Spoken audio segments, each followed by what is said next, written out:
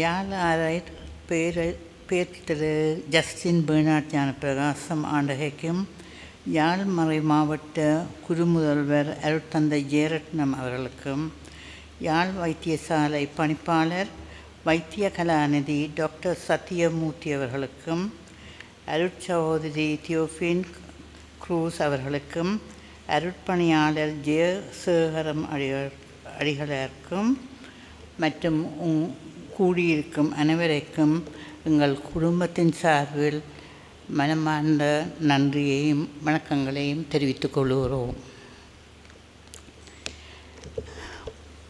நான் father James பத்நாதனுடைய 2 வயசு கிழமையான தங்கச்சி. முதல் நான் ஜெஸ்ஸி பத்நாதன், இப்போ நான் ஜெஸ்ஸி ரவீந்திரன்.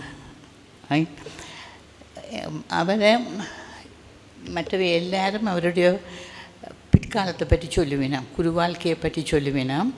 நான் அவருடைய இளமையான கால நாட்கள், எங்களோட வீட்டில் செலவழித்த நாட்களை சொல்லுவேன். அவர் ஃபர்ஸ்ட் டைம் 5-6 வயசில் இருக்க எங்களோட வீட்டுக்கு பின்னுக்கு 9 பிள்ளைகள் எங்களை ஒத்த வயசுவான பிள்ளைகள் இருந்தவன். அப்போ ஜிம்மியையும், நான் அவரை ஜிம்மி என்று தான் கூப்பிடுவேன், ஜிம்மியையும் பின் வீட்டு பிள்ளையொண்டையும் அந்த கமுவம்பாளையில் இருத்தி பொம்பளை மாப்பிள்ளையாக இழுத்து கொண்டு போனோம். அதோட பூவரசமிலையால் குழலும் ஊதி தர டப்பாவில் மேளமம் தட்டி அவரை கூட்டிக் கொண்டு போனோம். அது எல்லாத்தையும் இப்போ யோசித்து பார்க்கக்குள்ள ஒரு குருவாக இருக்கிறாருன்னு யோசிக்க எங்களுக்கு அதை இமேஜின் பண்ணி பார்க்க முடியதில்லை. மற்றது அவர் ஃபர்ஸ்ட் டைம் செமினரிக்கு கொண்டே விட்டுட்டு வரையக்குள்ள ஒரு வீடு வெளிச்சு போயிட்டு அவர் இல்லாமல். அப்போ கன நாட்கள் போயிட்டு அந்த வெற்றிடம் நிரம்புறதுக்கு எங்களால் அதை அக்செப்ட் பண்ண முடியலை. ஒவ்வொருத்தருக்கும் பேர்ந்து அவர் வீட்டுக்கு வரும்போது பார்த்து கொண்டிருப்போம். லீவு நாட்களில் வந்தால் வீடு ஓஹோன்ற சத்தம் கேட்கும், அடுத்த வீடு கேட்குற அளவுக்கு சிரிப்பு சத்தம் கேட்கும். இப்படி எங்களோட வாழ்க்கை போய்கொண்டிருந்துச்சு. பேர்ந்து அவர் பெரிய செமினரிக்கு போன பிறகும் அவர் லீவு நாட்களில் வீட்டை வரும்போதும் எங்களோட அன்பை பாசமாக கலைப்பார். எங்களோட அம்மா அப்பா எங்களை பற்றி முறைப்பாடுகளை அவர்கிட்ட தான் சொல்லுவார். இவ்வளோ வேண்ட உடுப்பு சரியில்லை, இவ்வளோ வேண்ட பாஷை சரியில்லை, இவ்வளோ குழப்படியண்டு எங்களை அவருக்கு தான் முறைப்பாடு சொல்லுவேனாம். அப்படி இருக்கையும் அவர் தனியாக ஒரு பிள்ளையும் கூப்பிட்டு புத்தி சொல்லுவார். அம்மா அப்பாவுக்கு பிரச்சனையாக இருக்காதேங்கோ, படியுங்கோ, சொல்கிறபடி நடவுங்கோன்று சின்ன விதமாக புத்திகள் சொல்லுவார். இப்படி போய் கொண்டிருந்து இந்த காலம் முடிஞ்சு அவர் செமினரிக்கு போய் குருத்துவ பட்டம் பெற்ற பிறகு வீட்டை வாரது குறைஞ்சிருந்தாலும் அடிக்கடி புத்தி சொல்லிக்கொள்வார். கண்டபடி நீங்கள் காசெல்லாம் செலவழிக்கக்கூடாது, உடுப்பெல்லாம் செலவழிக்கக்கூடாது, கனம் வறியவை இருக்கினம், அவைக்கு தேவை, அவைன்ற இதழுக்கு பார்க்க வேணும், ஆனபடியாக அளந்து செலவழிங்கொண்டு சொல்லுவார். இப்படி நடந்து கொண்டு இருக்கக்குள்ள சுனாமி வந்துச்சு. அவரை குருத்துவ வாழ்க்கையில் அவர் என்ன செய்தார்ன்றது 1-2 சௌரங்களுக்கு கூட தெரியும். ஆனால் எங்களுக்கு விலை குறைவு, படிப்போடு அதோடு இருந்தபடியாக கணக்கு அண்டர்ஸ்டாண்டிங்கோ விளப்பமோ இருக்கையில். ஆனால் சுனாமி வந்தபோது அவரை தெரியாக தாக்கியது. அது முடிய அவர் ஊருக்கு ஆஸ்திரேலியாவுக்கு வந்த மூட்டம் ஒரு சின்ன இன்சிடென்ட் என் அறைக்குள்ளால் போகக்குள்ள பார்த்துட்டு சொன்னார், இவ்வளோ சீலையும் நீ வச்சுருக்கிறேன், என்னத்துக்கு உனக்கு உதவுவேன், அங்கே உடுக்கிறதுக்கு உடுப்பில்லாமல் ஜனம் இருக்குது, அவ்வளோ சீலையும் எடுத்து பேக் பண்ணு, தான் கொண்டு போய் அங்கே பள்ளிக்கூடத்துக்கு போகிற டீச்சர்மாருக்கு തന്നെ அதை கொடுக்க வேணும். நீ சீலை இல்லாமண்டா உனக்கு புருஷன் வேண்டி தருவான் தானே, இது எல்லாத்தையும் கட்டுண்டு அவர் அந்த ஒரு சூட்கேஸில் போட்டு கொண்டு போனது ஞாபகம். மற்றது பிள்ளைகளுக்கு அவர் எப்போவும் விளையாக்கும் போதும் உங்களுக்கு என்ன வேணும் ஜிம்மின்னு கேட்டால் எனக்கு ஒன்றும் வேண்டாம், அந்த பிள்ளைகளுக்கு சாக்லேட் வேண்டாம், இனிப்பு வேண்டி தாங்கணும், அந்த லாலிபாப். ஏனென்று கேட்டால் அது சாக்லேட் உருகிடும், ஆனால் இனிப்புண்டா அதில் நாக்கில் கன நேரம் நிற்கும், அதில் அதை சுவைப்பினம். ஆனபடியாக அந்த லாலிபாப்ஸை வேண்டி தாங்க உண்டு. அப்போ அதுகள் தான் அவர் பிள்ளைகளுக்காண்டித்தான் என்னத்தை கேட்டு வேண்டினாலும் அதுகள் அந்த குழந்தைகளுக்காண்டித்தான் வேண்டினார். தனக்கண்டு எதையுமே எங்களிடத்தில் கேட்டதில்லை. இப்படி தான் அவருடைய வாழ்க்கை போனது. இப்போ இந்த யுத்தம் அது ஒன்று மாறி ஒன்று முள்ளிவாய்க்கால் பிரச்சனை அதிலெல்லாம் வந்தபோதும் அவர் ஒவ்வொன்று சிரிக்கிற அந்த சத்தம் அடங்கியே போயிட்டுது. அவர்கிட்ட முகத்தில் சிரிப்பு இருக்கும், ஆனால் அந்த ஓங்கார சத்தம் கேட்குறதில்லை, சிரிப்பு இருக்காது. இப்படித்தான் அவருடைய வாழ்க்கை போய் அதுக்கு பிறகு உங்களுக்கு தெரியும், எல்லாருக்கும் அவருடைய குருக்களுக்கும் தெரியும் இப்படி அவர்கிட்ட வாழ்க்கை. அதுக்கு பிறகு அல்லது அவற்றை குட்டுவ காலத்திலிருந்து என்ன எப்படி அவற்றை வாழ்க்கையை நடத்தினார்ன்றது உங்கள் அனைவருக்கும் தெரியும் என்று நினைக்கிறேன். அனைவருக்கும் வணக்கம். எனது பெயர் வெற்றிவேலு சபாநாதன். நான் பத்திநாதன் அவர்களின் ஜேம்ஸ் பத்திநாதன் அவர்களின் நினைவேந்தலை இந்த சந்தர்ப்பத்தில் மீட்பார்ப்பதற்கு எண்ணியுள்ளேன். ஜேம்ஸ் அவர்கள் எனது உடன்பிறவா சகோதரன். குறிப்பிட்டு சொன்னால் நாம் இருவரும் இளமை காலத்தில்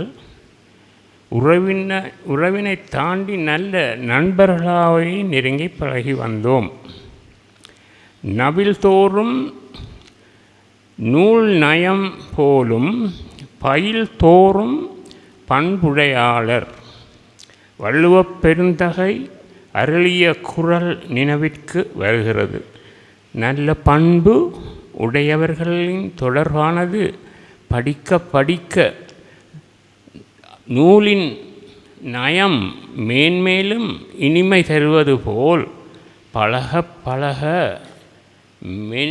மேன்மேலும் இன்பம் தருவதாகும் நட்பு.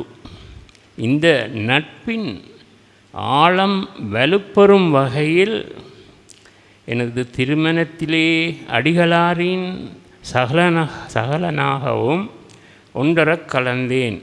இது எனக்கு பெரும் மகிழ்வையும் பெருமையையும் தந்துள்ளது.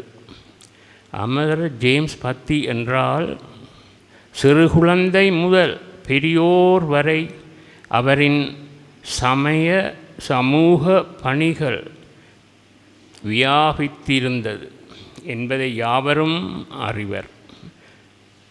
தாயின் வயிற்றில் கருத்திற்கு முன்பாக உன்னை நான் தெரிந்து கொண்டேன் என்ற இறை வார்த்தைக்கு இணங்க அடிகளாரை இறைவன் தனக்கெனன்றே உரிமையாக்கி கொண்டார் என்றே நான் சொல்லுவேன்.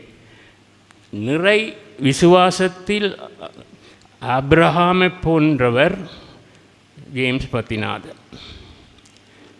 கனிவான பார்வையும் நேர்கொண்ட நடையும் இரக்க குணமும் மொத்தத்தில் சாந்த சொரூபமும் ஜேம்ஸ் பத்திநாதர் அடிகளார் பிடிக்காதவர்கள் ஒருவராவது இல்லை.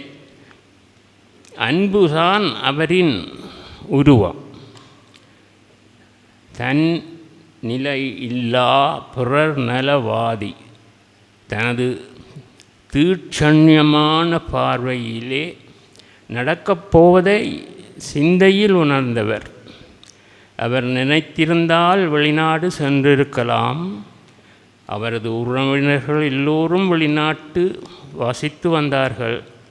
அவை ஈழ மக்களின் வலிகளை நெஞ்சில் சுமந்தவராக அவர்களோடு பயணித்தவர் தன் உயிருக்கே ஆபத்து வந்தபோது சற்றும் அஞ்சாமல் துணிவோடு சிலுவை சுமந்த மகான் 1983 ஆண்டு மலையக மக்களின் இடம்பெயர்விலேயே அவர்களுக்கு தோளோடு தோள் கொடுத்து நின்றவர். அங்கே அவர்களுக்கு நிலவொளி மட்டுமல்ல மின்மினியும் ஒளி கொடுக்கும் என்பதை உணர்வைத்து நம்பிக்கை ஊட்டி புது வாழ்வளிக்க முயன்ற தந்தை அவர். மற்றும் 2004 சுனாமியின் போது யாழ்ப்பாணம் இடப்பெயர்வுகள் அத்தோடு இலங்கை இராணுவ ஆக்கிரமிப்புகள் இவற்றின் போதும் மக்களை ஆதரித்து தன்னாலான அன்பு பணிகளை புரிந்து வந்தவர். இறுதி யுத்தத்தில் முள்ளிவாய்க்கால் வரைக்கும் பயணித்திருக்கிறார். அப்படி என்றால் அவர் அனுபவித்த துன்பங்களும் துயரங்களும் சொல்ல வேண்டியதே இல்லை.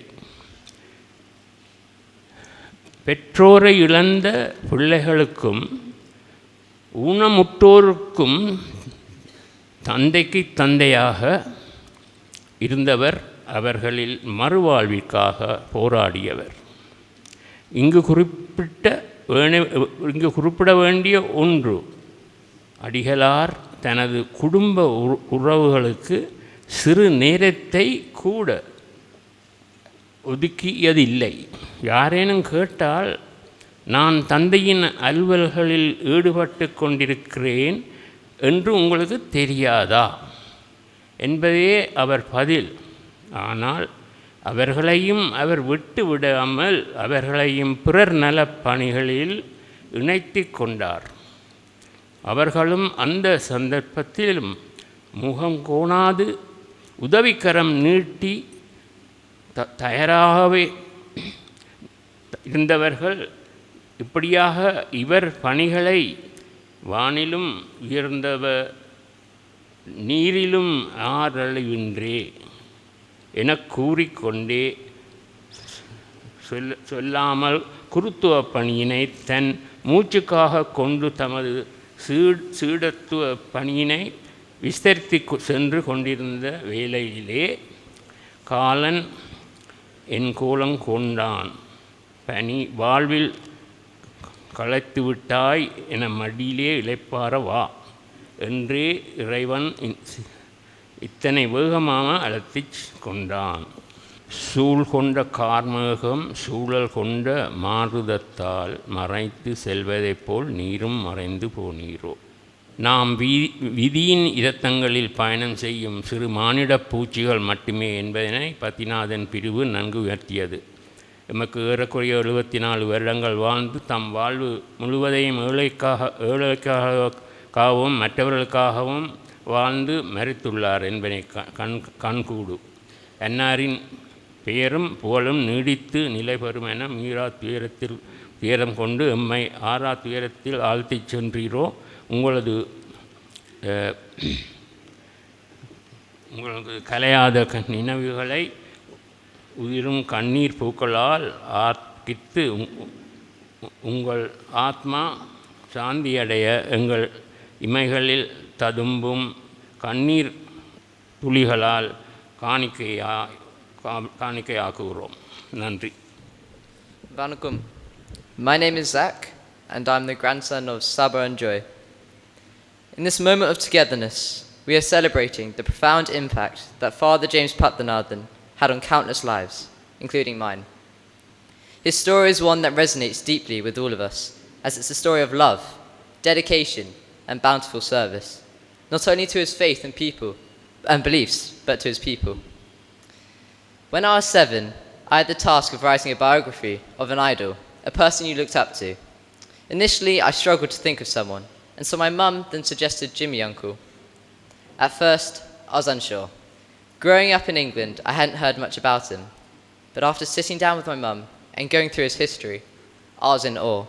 From just a few stories, I could already tell what an incredibly empathetic, courageous, and selfless person he was. Jimmy Uncle acted as a true leader for those lost in troubled times and a true servant to those in need. In a world where so many hunger for power and greed, he was selfless and benevolent. helping and impacting so many people's lives for the better. To me, at 7 years old, and even now, he was a real-life superhero. In fact, even my teacher was impressed at the stories I had written about him. Somehow, Jimmy Uncle had even managed to perform a miracle for my grades. I've only ever seen Jimmy Uncle in person a few times, and I regret not appreciating my time with him more. Although he may not be here now, I've witnessed all around me his legacy being carried on, whether that be listening to stories of how he helped save loved ones from the tsunami, or simply how he made you smile with a joke he told. Us being here today, from all over the world, with our brothers, our sisters, our cousins, aunts, uncles, nephews, nieces, children and grandchildren, being together as one, as a family, acts as a reminder to us of the impact he had on the world. His legacy will forever live on through the lives he changed and protected as the real-life superhero. Thank you. Nandre Vanakum. வணக்கம் நான் father James பத்திநாதன்ஸ் மருமகள் Josephine Gyan ராஜா's oldest daughter. I stand before you as the eldest of my generation to share cherished memories of Father James Pathinathan. My brothers Vasant, Prem and Raj and I affectionately called him Swami Mama. Whenever we heard a motorcycle rapidly approaching our house, we knew our dashing Swami Mama was coming. When he said Mass, he had a remarkable ability to transport us into a meditative trance where it felt as we were indeed in direct communion with the divine. One of the most significant impacts on me was during a conversation with my brother Prem at our Aunt Joy's house in England. You were young and naive and were debating with him as to who was responsible for maintaining public areas, including routinely vandalized public phone in government-funded apartments. Swami Mama, with his deep empathy, argued that the government should keep fixing it, as it helped those that need to find jobs or make medical appointments. Though I was too young to fully understand then, his words stayed with me, shaping my perspective on compassion and recognition that I don't fully know others' circumstances. Swami Mama possessed a unique ability to connect with people, to see beyond their struggles and offer comfort and support them without judgment. In times of joy, he rejoiced with us, like when he celebrated my marriage to Dave. And in moments of sorrow, he offered solace and a listening ear. Another lesson that remains etched in my heart is his reminder that having the truth on our side does not guarantee that others have the capacity to understand or to accept it at that moment. Swami Mama showed us that empathy has no boundaries, and it should be a universal force that brings us close together as human beings, irrespective of our differences. His influence was evident in my HIV prevention work and recent dissertation, which focused on understanding external factors that influence people's health decisions. Swami Mama's legacy of empathy urged me to be compassionate toward those without opportunities or capacity, and to find ways to support them rather than being judgmental. He was a living example of how empathy could transform lives, heal wounds, and bring hope during the darkest of times. Let Swami Mama's legacy forever guide us as we continue our own journey of empathy and love. Nandri. Vanakkam. His Lordship, Bishop of Jaffna, honored guests, Vanakkam. என் பேர் Vasanth father James Pathinathan மருமகன் manage கொள்ளுங்கோ இங்கிலீஷில் கைக்க போகிறோன்னு போயிருந்து. Most of you know Father Pathinathan very well. You have heard and will be reading even more remarkable stories about his life and work on the book that is being published. The day after the funeral of Father Pathinathan, the family felt overwhelmed by the love and affection that was afforded to him by so many people. They felt a need to continue his legacy in some way. As you know, from the onset of his first appointment as a parish priest in the Venni, his heart was always with the people of Venni, especially the children of Venni. With that in mind, the family has set up a small foundation, Venni Education Enhancement Fund, to help assist the children from Venni. Some of the children who have received some assistance are here in the audience today. We, the friends and family of Father Pathinathan, with God's blessing, plan to continue his legacy in this small way through scholarships. If you wish to know more about the foundation or how to participate in it, you're welcome to contact any of the family members. Nandri.